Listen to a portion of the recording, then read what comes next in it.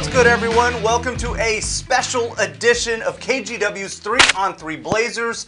My name is Orlando Sanchez, Jared Cowley in the house, Nate Hansen, and the one and only Max Barr have the night out. But we got you covered because the Portland Trail Blazers have more basketball to play in their future, pushing this series to Game 7 now. The Blazers defeat the Denver Nuggets 119-108 at the Moda Center in game number 6. Jared, initial thoughts to what was a pretty exciting night for Blazers fans to witness here in Portland. It was a great win for the Blazers, and it was a really good rebound from what happened in Game 5. You and I were talking about this after the game. Yeah. And about a conversation you had with Evan Turner in the locker room after, and how he said that no one should have doubted the Blazers after that Game 5 performance, and no one should have thought that they weren't going to come back here and win. Right. And I'm glad that Evan Turner is that confident, and I'll be honest, I thought the Blazers were going to win Game 6 as well, but this was a complete turnaround from what we saw in Game 5 when they trailed by as much as 33 points. They lost by 26. During that game, they looked lackadaisical. They looked defeated. They did. They looked tired, fatigued. Like I was wondering before the game, is this as much as they could give? I mean, they've been through so much, losing, their starting center, losing their owner before the season, the car accident with Coach Yim. They've been through a lot. Yusuf Nurkic. Yeah, obviously, yeah, Yusuf Nurkic. And so I was just wondering, have they just gone as far as they can go and this is it? And they showed that this team is resilient. We know that about this team. And maybe Evan Turner's right. Maybe we shouldn't have doubted them. At least coming back home in front of the Blazers crowd, that they were going to come out and give as good a performance as they could and probably win this game. When I was in the locker room in Denver after that loss, all of the guys that we talked to were saying the right things. CJ McCollum talked about, they beat the brakes off of us, but we'll be back. Every player, even down to Myers Leonard, I'm confident. Rodney Hood said, this is no longer about X's and O's. This is about a fight. Yeah. So when I saw the performance that Rodney Hood had tonight and giving the Blazers a lift off the bench when they needed it most, when they came out flat in the first quarter, trailed by as much as 10, and to have Rodney Hood put together a 25-point performance off the bench, I was like, man, this guy is walking the walk after what he said in the locker room. It's confidence, and he believes that he can be a factor, that he can make an impact with this team. And it was a really special night for him and for Portland in general, because even after the game, when Brooke Olzendam is interviewing him on court, the crowd here at the Moda Center is yelling, Rodney, Rodney. Right. And you could just see him, the smile on his face. You could tell how much this meant to him, how special it was. He talked about how last year was kind of the lowest of lows for him, and now this year he's on the opposite end of the spectrum. It's one of the highest of highs of his position, and he's getting a chance, the opportunity, and he's cashing in on it. Yeah.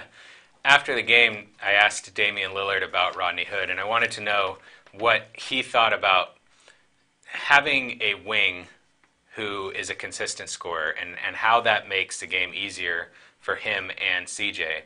And he talked about that at length and how he and CJ both know they're going to draw so much attention. They expect that every game. And when they have a player out there who they have complete confidence in to swing the ball to him or get the ball to him and know that he can hit the three, or he can break a guy down off the dribble, or he can go in the post and post a guy up, it just changes everything for them. And he said also, and something that I thought that I really liked that Dame said, he said that he told Rodney after the game that he's been their most consistent player in the series. And I think he's right. I mean, Rodney Hood is he's averaging 16 points in the series. And this is crazy because in the first round against the Thunder, he averaged 3 points a game. And it wasn't like he was, had a smaller role. He was playing 20 minutes a game in that series, but he said after tonight's game, he said, in the first round, I was kind of a spacer. You know, he was out there just to space the court, even if he wasn't getting up a lot of shots. But he said that his teammates and his coaches have been telling him, attack, attack, attack in this series, and that's what he's doing. Yes. And so he has been really consistent in this series, whereas not everyone else on his team has. I mean, he's shooting 62% from the field in this series, something like 57, 58% from three. He's been outstanding. He played, when he came in the first quarter, with 4 minutes left in the first quarter, the Blazers were down by, I think, 8 or 10 points. The largest lead for the Nuggets was 10. Okay, so it was at that point. He comes in, he plays 16 consecutive minutes. He doesn't come back out until 30 seconds left in the second half, or in the first half. And at that point, when he goes back out, the Blazers had built up a 5-point lead. Right. And so that's a 15-point turnaround, which wasn't completely only on him, but he got it started. It was such a spark. Yeah, he had 7 points in that 4-minute stretch from the time he came in the first quarter until the end of the first quarter, and kept the Blazers alive. That Euro step he had to get to the bucket, it just totally shook Millsap. And then next possession down, he drains the three. Yeah. I mean, it brought the Moda Center to life. It felt like home court advantage when he did what he did in that span that you're talking about. It feels like confidence is everything for him. When he has teammates telling him, we need you to shoot, we need you to attack, do this, we trust you. When he has coaches telling him that, when he has fans behind him, he thrives. And I mean, I think you saw the adverse last season in Cleveland. He had a star player who was harping on him and constantly critical of him, and he had a coach who didn't trust him, and he had fans booing him. And so he struggled in that environment. But here in Portland, he has a coach who trusts him. He has one of the best players in the league, and Damian Lillard, telling him, I need you to step up. I need you to go out there and shoot and make the game easier for me.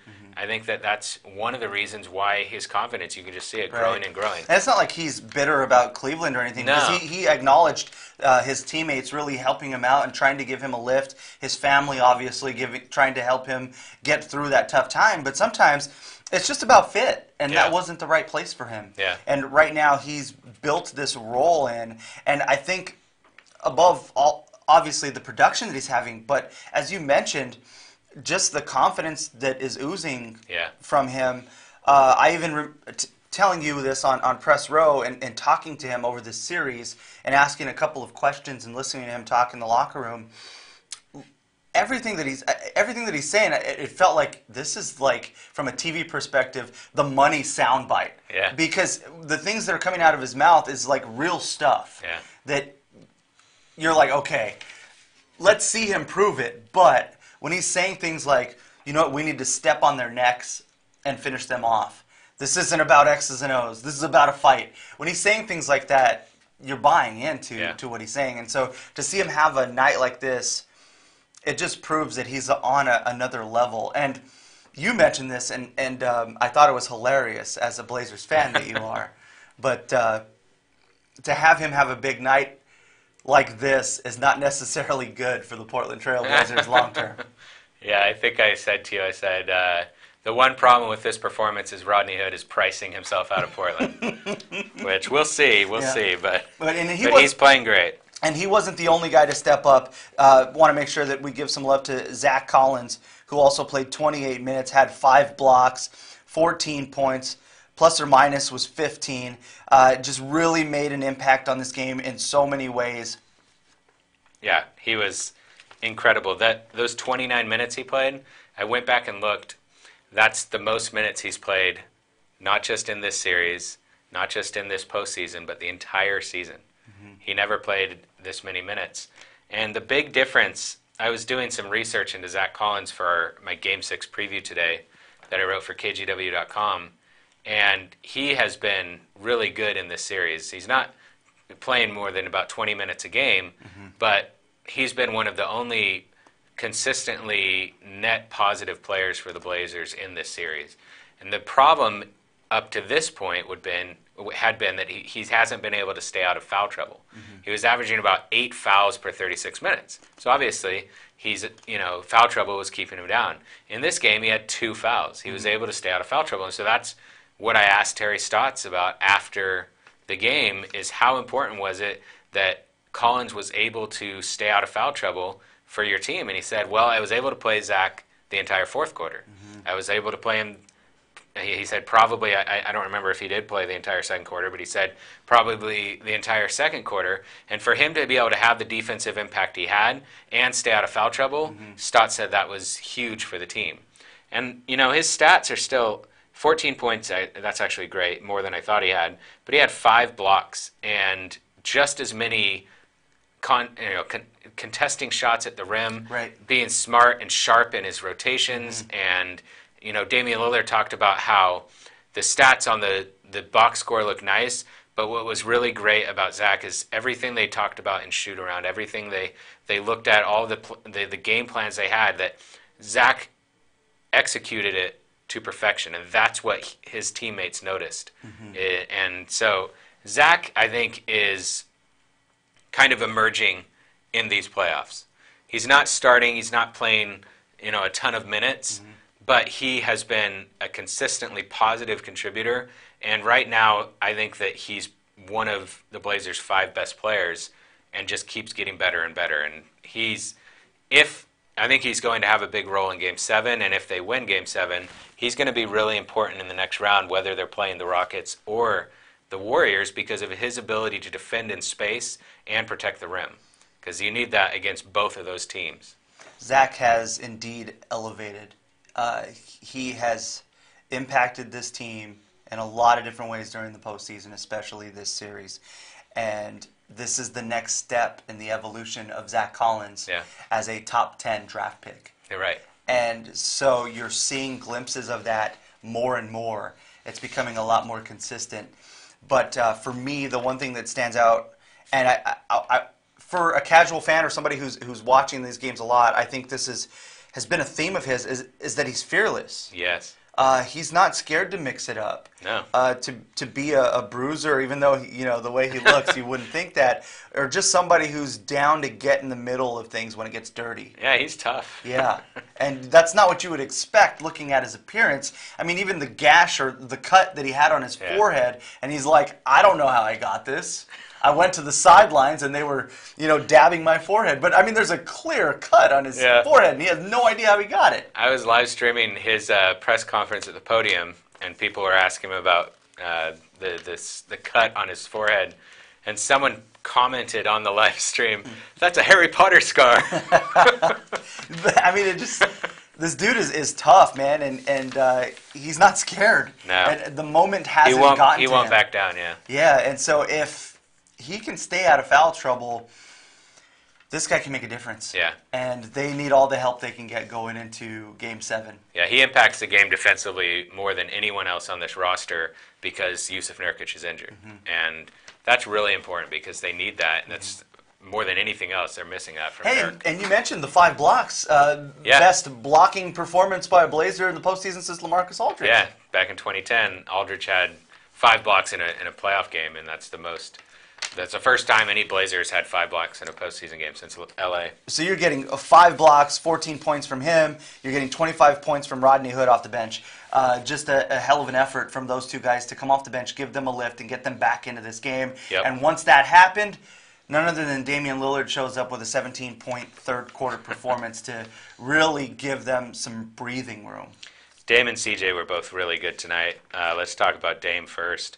That 17-point third quarter, that's what we've come to expect from Damian Lillard. He's been outstanding in the third quarter all season until this series, where he's had his struggles in the third quarter, none worse than in Game 5. And then he bounced back with a vintage Dame performance in the third quarter of this game, finished with 32 points, and he has not shot the ball well in this series. It's been a real struggle for him, and he was great tonight. 11 of 23 from the field.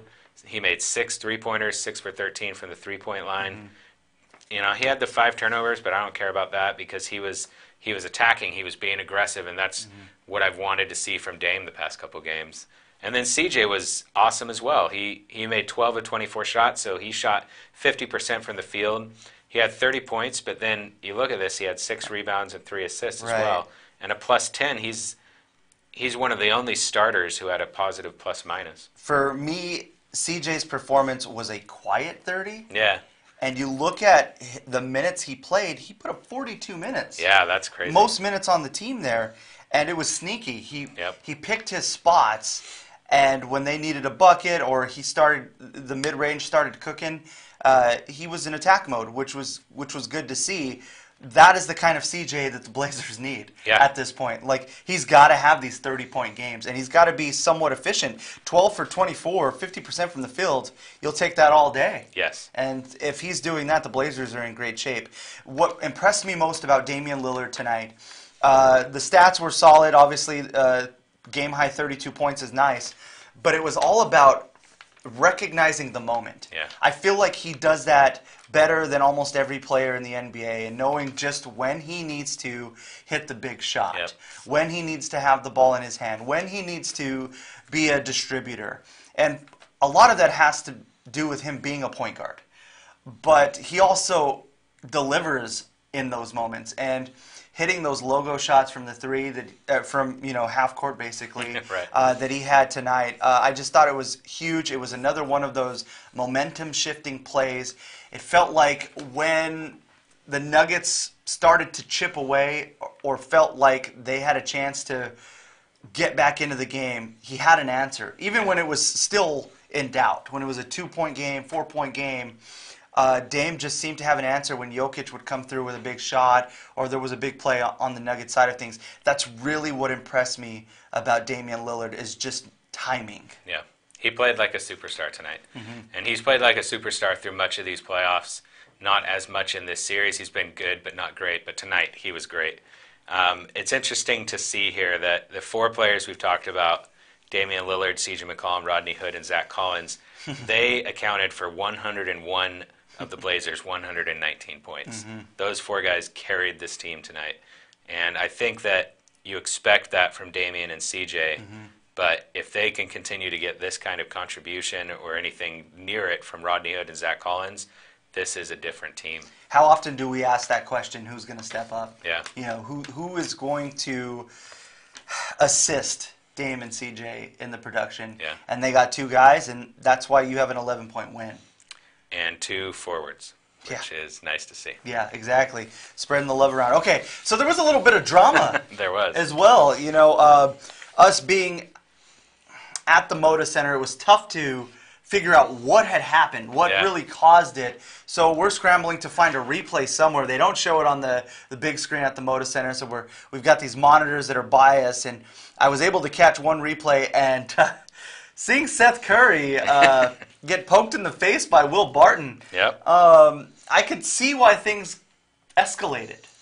Yeah, so I've got, I don't even know how, ESPN's own Young Music, I hope I'm not butchering that name, I probably am.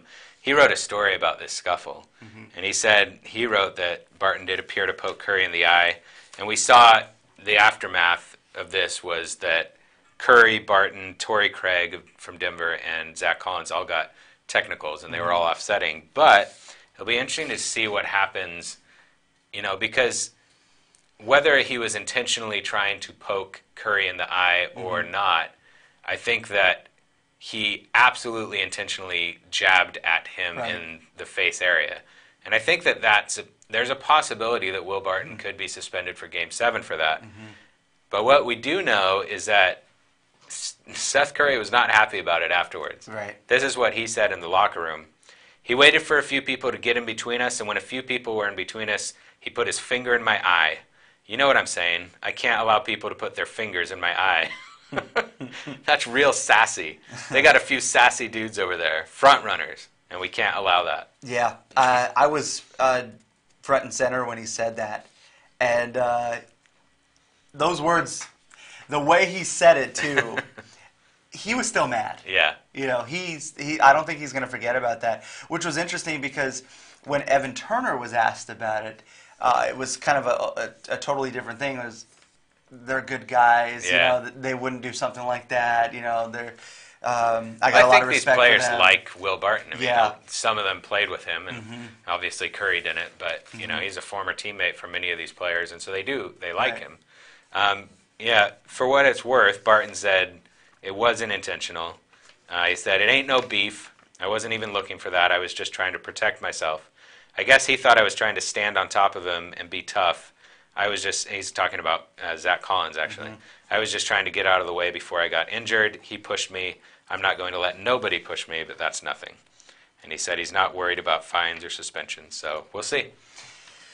This game gave us a lot to talk about. Yes. A lot of different angles, but it's time to look ahead because it's Game 7, one of the best phrases in sports. The Blazers have rebounded, they've defended home court, and they've pushed into a do-or-die situation with their season on the line as well as the Nuggets. We're going to find out what both teams are made of when the pressure mounts. Yeah. Dan, it's interesting to note that Damian Lillard has never played in a Game 7 before. This is his first.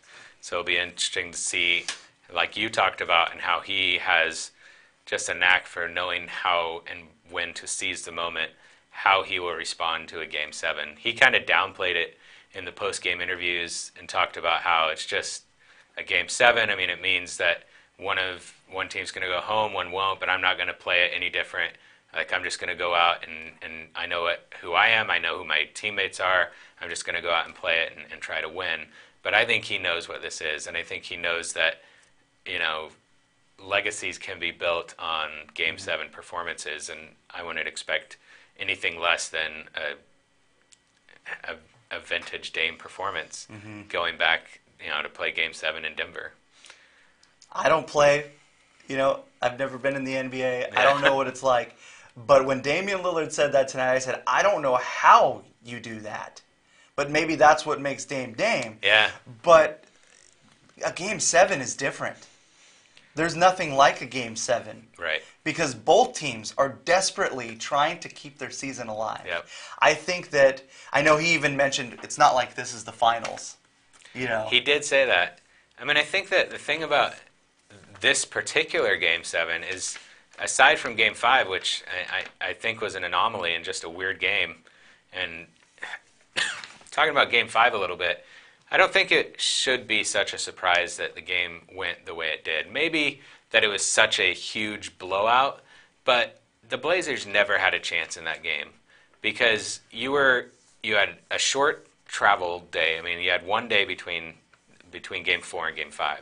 You were traveling out to Denver, and that doesn't give you enough time to acclimate to Denver's altitude. And so Denver was going to have a huge advantage because they're used to playing in that altitude in Game 5. I mean, before the series started, I thought any of those games could be toss-ups, but I thought Game 5 was a guaranteed win for Denver. So Portland was always going to lose that game in my mind. So it wasn't a big shock that game went the way it did. But other than that game, this series has been incredibly competitive, and we're going to see the same thing in Game 7. And I think both of these teams look at this as a stepping stone.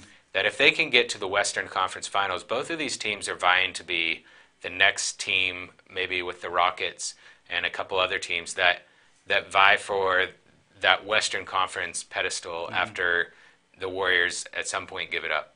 And so if both of these teams are looking at this as the next step in their progression to really become a legitimate championship contender, then maybe it's not this season, but next season or the season after that. This is a step that gets you toward that.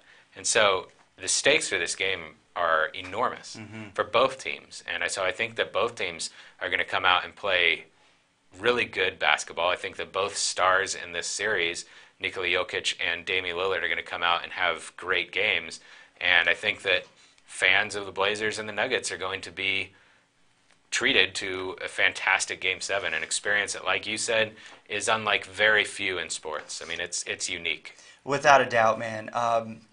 Game 5, it did surprise me a little bit, and not because of the fact that they lost. Yeah. It was how they lost that I had the biggest problem with. I kept waiting for that fight. Right. I kept waiting for them to push back. Yeah.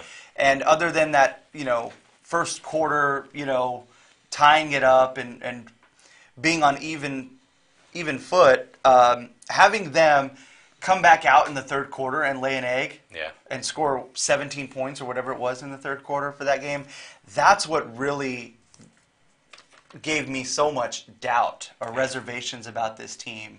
coming into this game. So now that I think they've gotten that out of their system, and you mentioned a good point that I'd like you to elaborate on, is the fact that this is a different trip to Denver because they're going to get rest. Yes.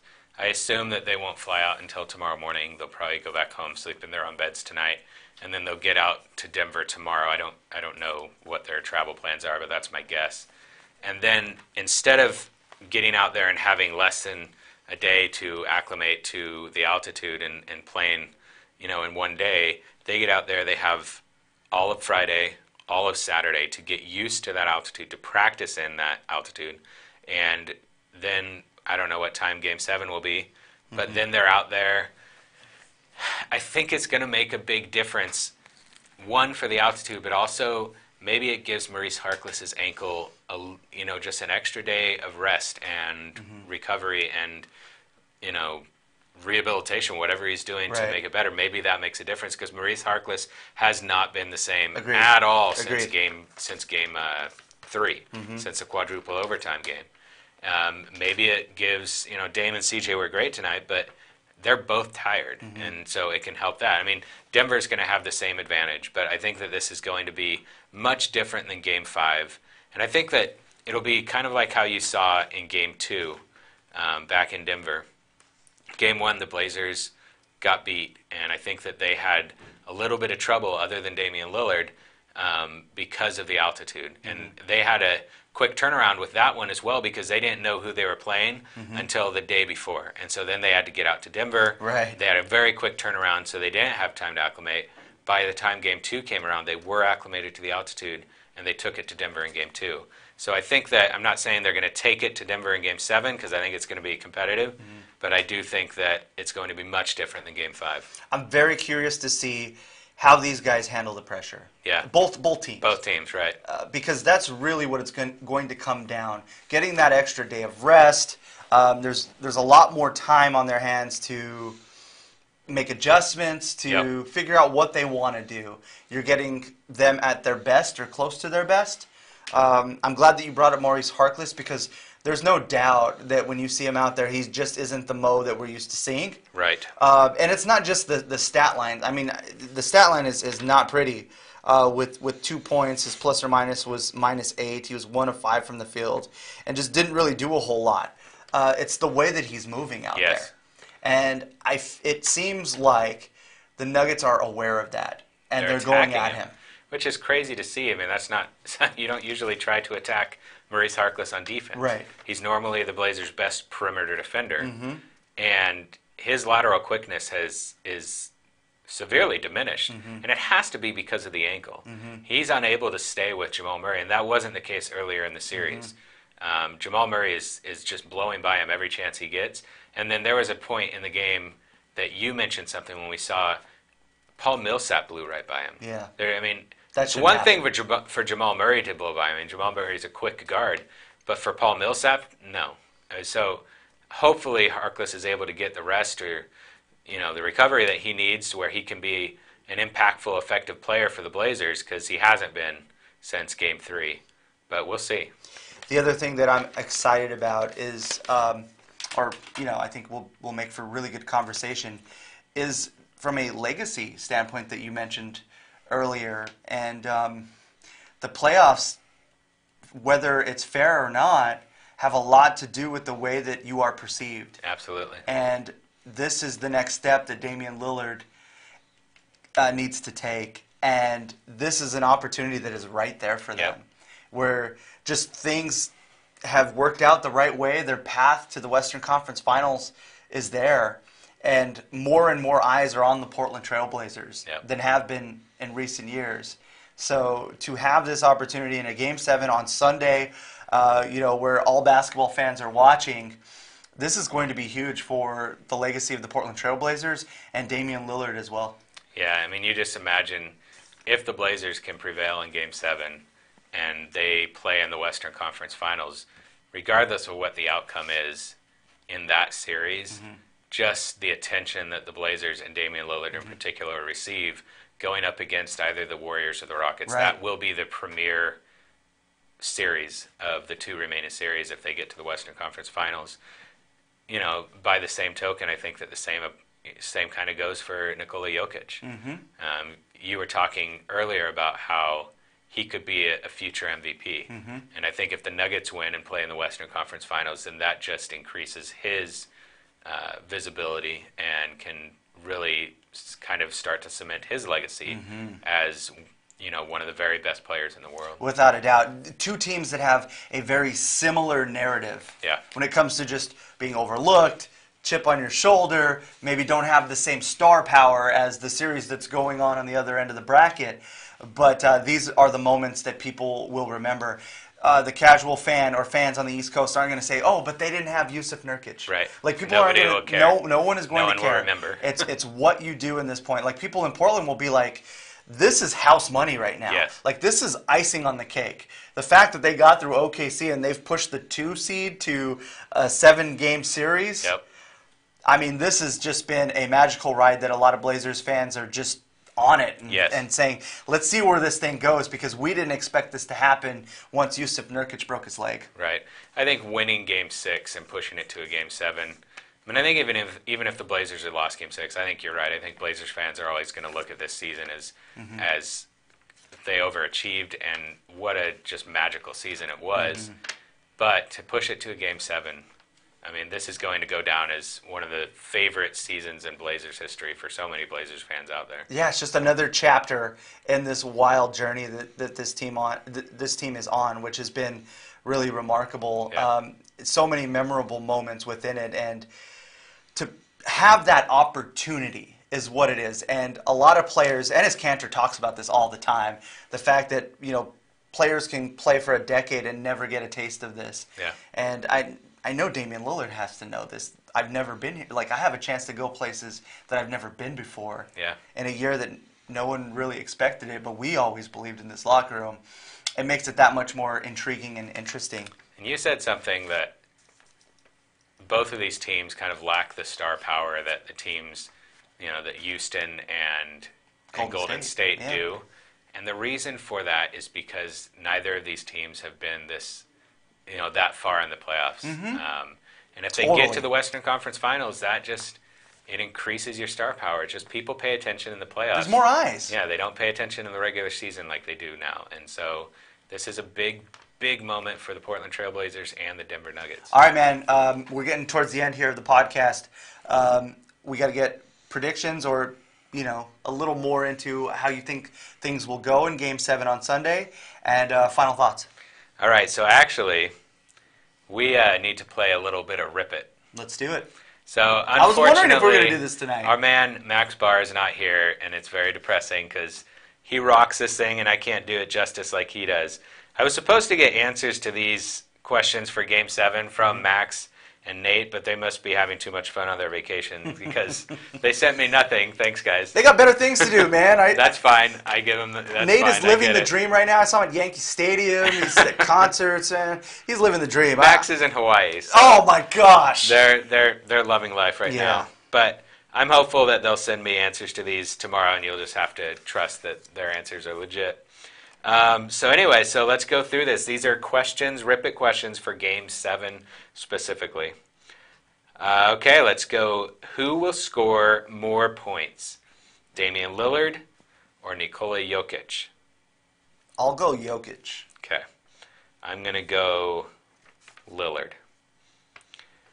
Question number 2. Which team will have fewer turnovers in this game? Going into Game 6, Portland was averaging 12.6 and Denver was averaging 12.2. Fewest turnovers in the game, Game 7. I feel like the Nuggets are a little bit better at taking care of the ball. So I'll play the odds game and I'll take Denver. All right, I'll go with Portland. Who will have the most rebounds in Game 7? Enes Kanter.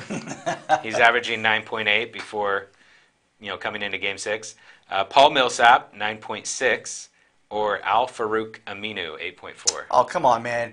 You knew as soon as Enes Kanter's name popped up on there who I was going to pick.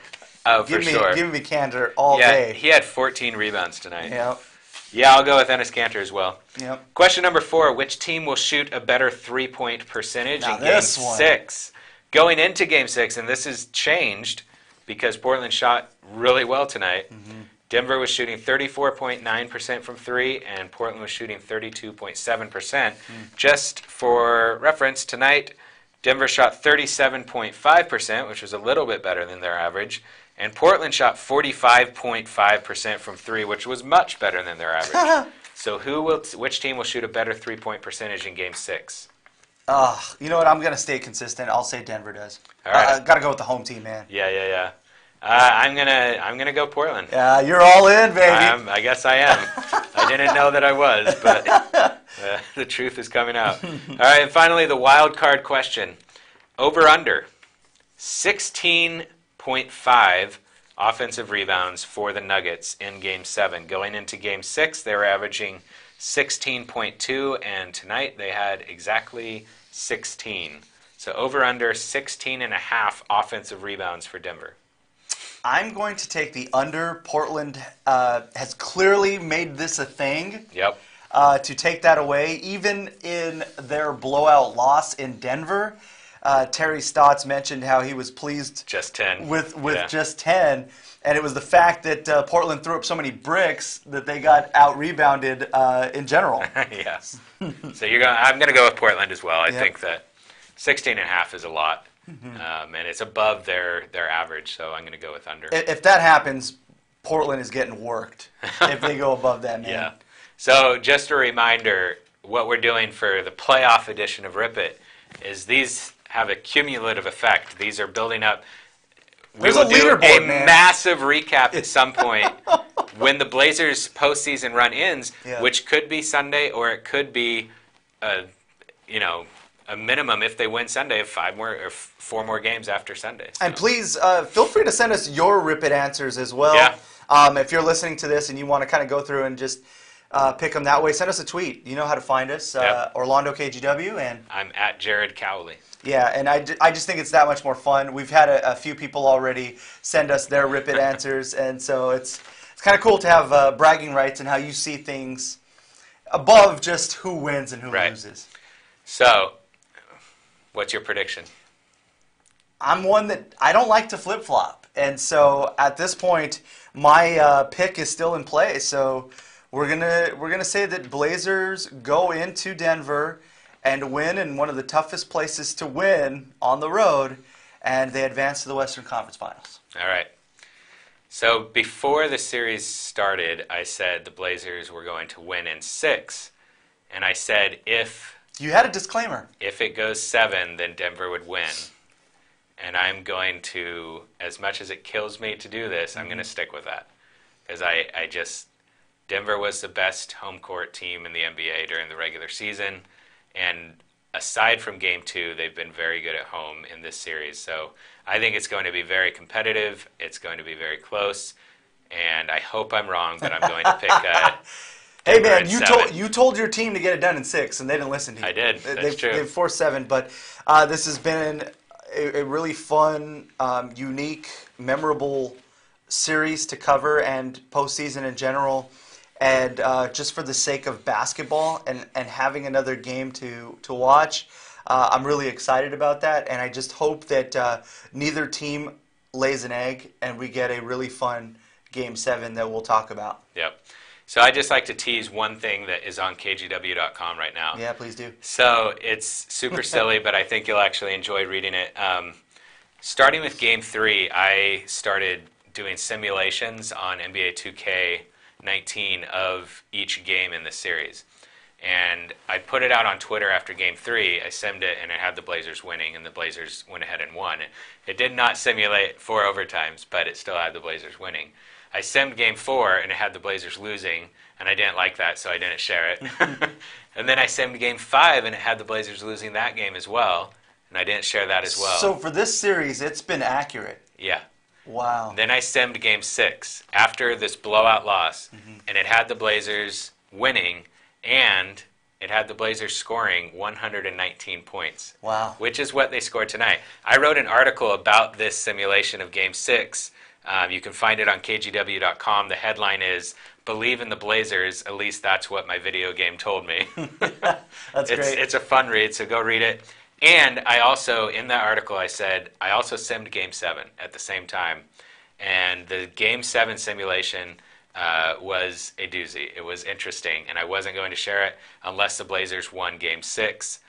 I'm going to write an article on kgw.com about the Game 7 simulation, and I'll just say that 2K has been exactly right on these simulations since Game 3, and in Game 7, I'm going to spoil it for you guys. 2K had the Blazers winning Game 7. Wow. So look for that article on kgw.com. 2K must know something that we don't. Or that you do and Nate does. A little bit of hope moving forward. One other plug before we say goodbye, and it's just catch kgw.com. I mean, there is just a ton of Blazers content, from your stories to our reporter notebooks. You'll find links to our tweets. There's a lot of sound bites. We also even did a fun little feature with Scalavizier on his run-in with death. You know, surviving just a catastrophic earthquake in his homeland of Haiti.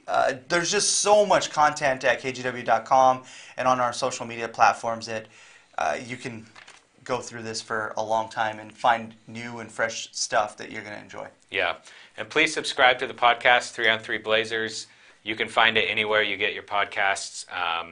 Please leave us a rating. Leave us a review. We've been getting some reviews and ratings, and we really appreciate it. Leave us a 5-star review if you're so inclined. Those help other people find the podcast, and we have fun on here, and we think other people like it. So let's see if we can get more people to discover it. And last but not least, and we'll close with this, we got to give Nate Hansen. Oh, you're going to do this right now? I'm going to do it. Oh, Nate Hansen I'm glad you buried it. has been just about perfect on the way he predicted this series. He said that this was going to be a crazy series that would go back and forth.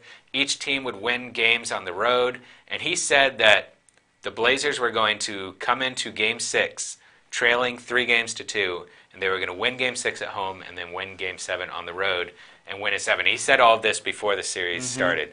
So if he's right, then major kudos to Nate for this pick. He'll never let us hear the end of it. If he's ever. right, you all will hear about it, whether you want to or not. In a very loud way, because he may do the he only entire has one podcast where he just talks about how right he was. Oh, man. But yeah, kudos to Nate so far.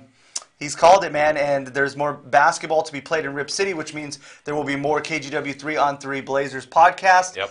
But we are out for now. We will see you next time. Thanks for joining us. Thanks, guys.